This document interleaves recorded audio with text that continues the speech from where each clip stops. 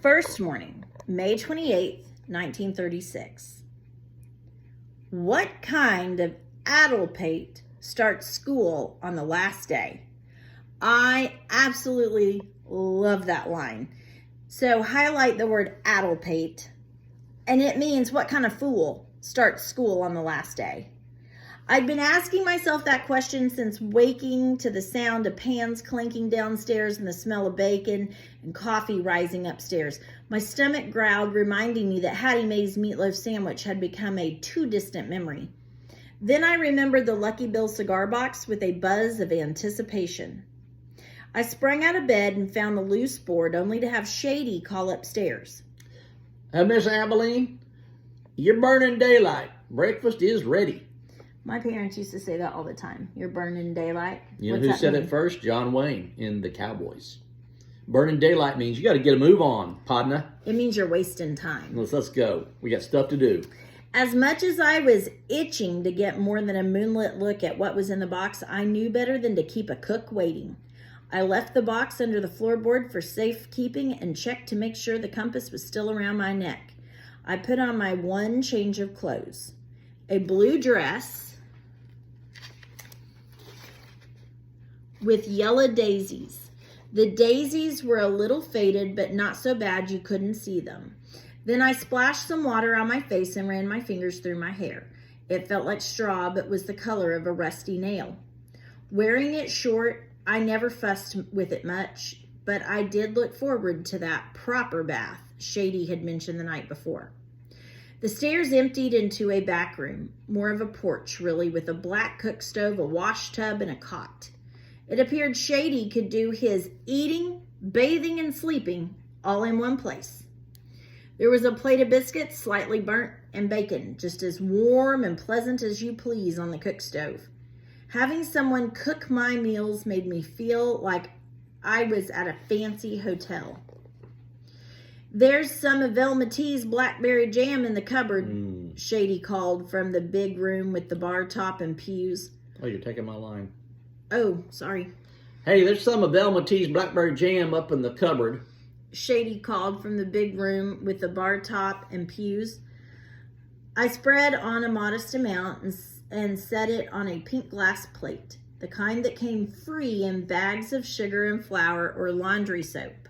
In the Great Depression, you took what came free, or you reused stuff, and you did not argue.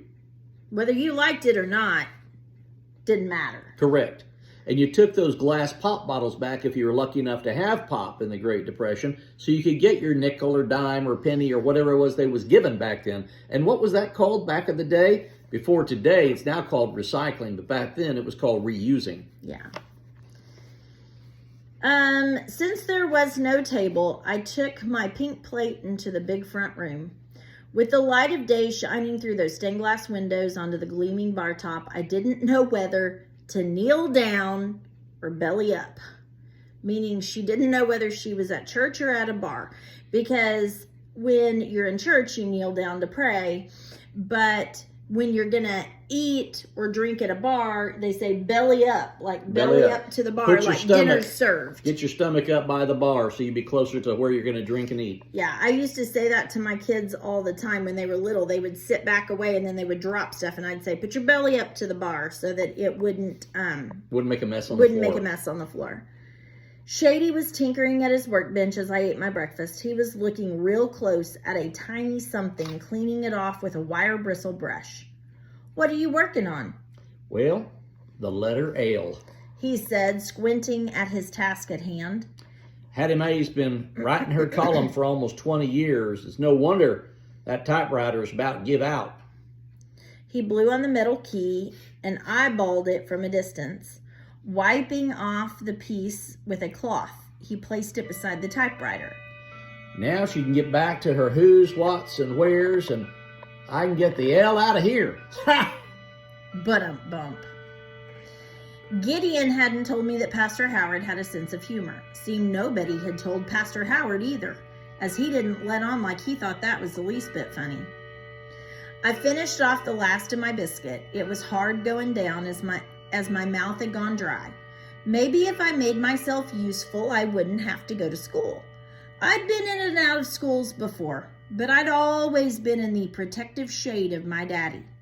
Here I was alone and exposed to the heat and clamor of the day. A bell started clanging from a distance, jarring me out of my thoughts. Better get on over to school. You don't want to be late. He studied the splayed out typewriter in front of him. Here's a couple of things for you to mind while you're there. He handed me the letters P and Q. That's another thing my grandma used to always say. Instead of just saying be good, they would say mind your P's and Q's. So he's like, here are a couple of things for you to mind while you're there. Mind your P's and Q's. I don't even know where that came from, but my grandma used to say it all the time, and it just meant be good. It's an old phrase. I studied them. Hey, if I took these, it'd sure leave Miss Hattie Mae in a pickle and a quandary, and she wouldn't be able to type either. Ha ha ha. The pickle, as in P, Starts with the letter P. and the pickle would mean that she couldn't get all of her job done. And quandary starts with Q, and he said, here, mind your P's and Q's. And then quandary, like, what happened to the P and the Q? Right. So, bump. Shady smiled a half smile as I put the letters back on the table. I noticed the day's newspaper lying off to the side. It was folded open to Hattie Mae's News Auxiliary. I picked it up and read the line at the bottom. For all the who's, what's, where's, whens, and... For all the who's, what's, why's, whens, and where's, you never knew you needed to know. I headed out, giving the cowbell above the door a mournful clang as I left. And she's off to school for the last day of school. So tomorrow we will read the next chapter, which is called The Sacred Heart of the Holy Redeemer Elementary School. So this isn't just any kind of school. This is a Catholic school. This is a Catholic school. Y'all know something about that, don't you, there in thereabouts? I think we do. You reckon? I reckon. Moon Under Manifest. Check it out.